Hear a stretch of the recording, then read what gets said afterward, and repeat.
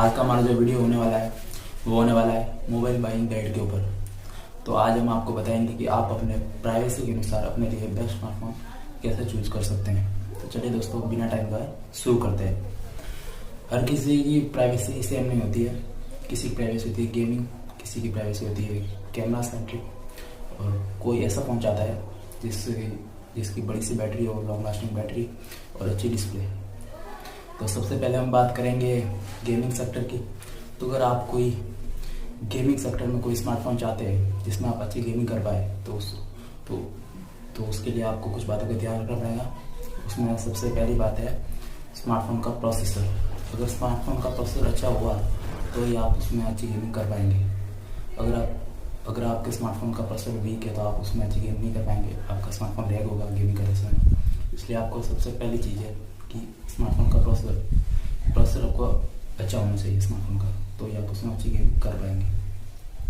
Normally आप अगर 15 से 20 हज़ार का स्मार्टफोन ले रहे हैं तो उसमें कॉलकॉम सीरीज़ में 730, 732, 720 होना चाहिए। G90T या G95 होगा तो ठीक रहेगा। और सेकंड बात है जो है डिस्प्ले से रिलेटेड। अगर आपके स्मार्टफोन की डिस्प्ले अच्छी नहीं है तो आप उसमें गेमिंग का उससे मज़ा नहीं ले पाएंगे। इसलिए स्मार्टफोन की डिस्प्ले भी अच्छी होनी चाहिए। तो स्मार्टफोन की डिस्प्ले लगभग अगर आप 15 से 20 हज़ार को स्मार्टफोन ले रहे हैं गेमिंग, तो आपको डिस्प्ले मिलनी चाहिए फुल HD प्लस डिस्प्ले और 60 या 90 हर्ट्ज स्क्रीन रिफ्रेश रेट या 120 हर्ट्ज रिफ्रेश रेट या 144 मिल जाए तो बहुत ही अच्छी बात है। इससे होता क्या है कि आपकी स्क्रीन स्मूथनेस बढ़ जाती है। इससे क्या होगा कि आप जब गेमिंग करेंगे तो आपको लैगिंग कम मिलेगी। और स्क्रीन की रिफ्रेश रेट के बाद बात आती है स्क्रीन की टच सैम्पलिंग रेट। जिससे ये होता है कि जब आप गेमिंग करते हैं तो आपको कोई टच में इशू ना हो, इसलिए स्क्रीन की टच सैम्पलिंग रेट ज़्यादा होनी चाहिए। नॉर्मली 120 हर्ट्ज होती है, तो अगर आपको 180 हर्ट्ज मिल जाए, 240 हर्ट्ज मिल जाए तो बहुत अच्छी बात होगी, तो बहुत अच्छी बात है।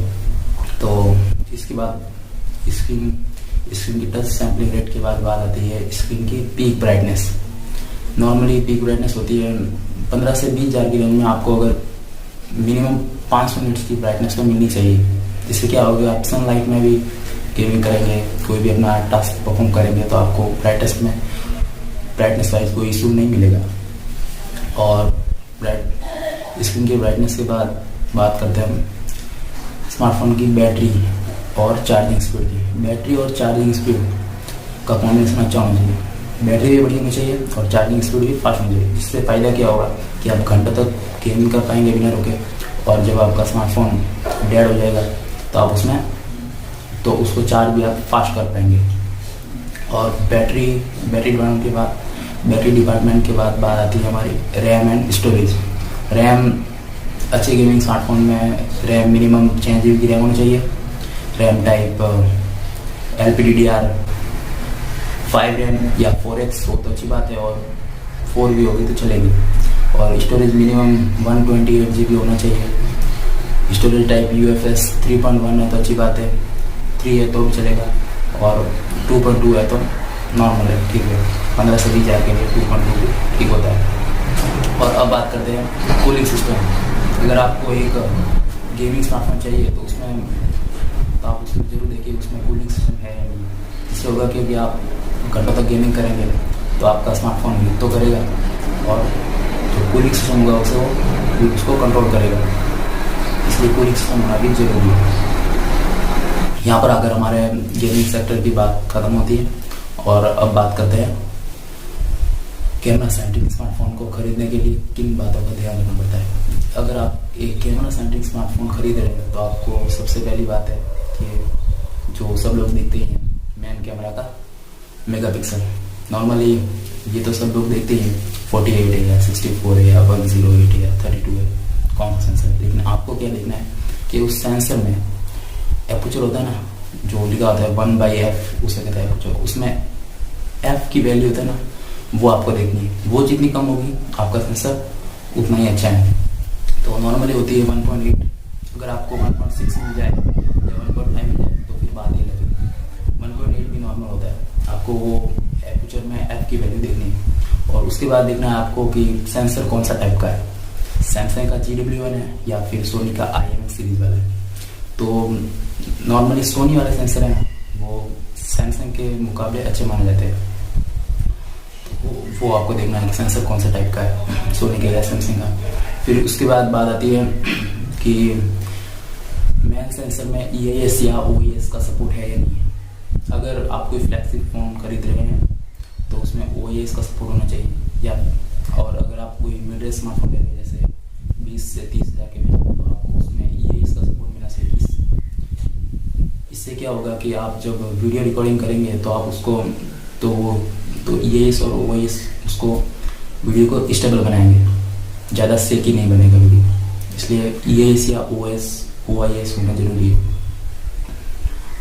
और उसके बाद बात करते हैं secondary sensor. Normally secondary sensor होता है अल्ट्रा वाइड में वही काम आपको एपर्चर की वैल्यू देनी है। और सेकेंडरी सेंसर में एपर्चर में एफ की वैल्यू लगभग 2.2 होती है, जो नॉर्मल है, आपको वो मिलो, ठीक है। और अल्ट्रावाइड सेकेंड सेंस में अल्ट्रावाइड में आपको ये भी देखना है कि वो सेंसर पिक्चर को कितने डिग्री तक वाइड करता है।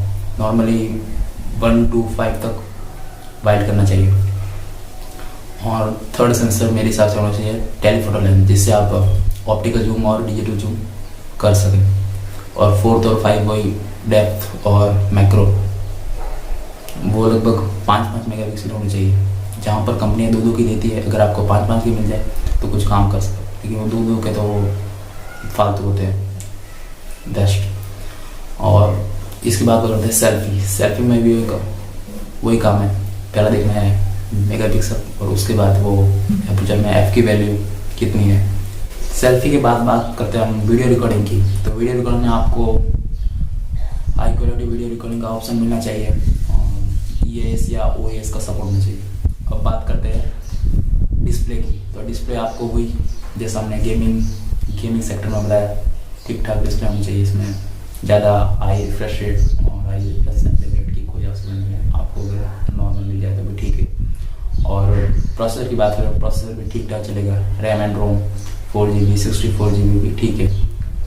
और उसके बाद बात आती है आपको मेन स्मार्टफोन का ये एक्सो मार्क जरूर देखना, जिससे क्या होता है कि ये एक सर्टिफिकेट है।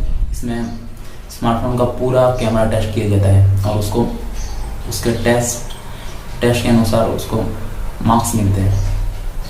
ये तो बात हो गई कैमरा सेंट्रिक स्मार्टफोन के लिए।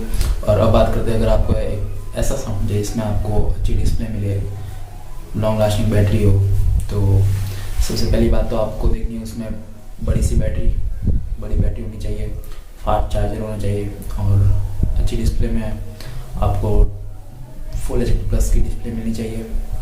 साथ में सुपर एमोलेड डिस्प्ले है तो अच्छी बात है, अगर IPS LCD है तो भी ठीक है।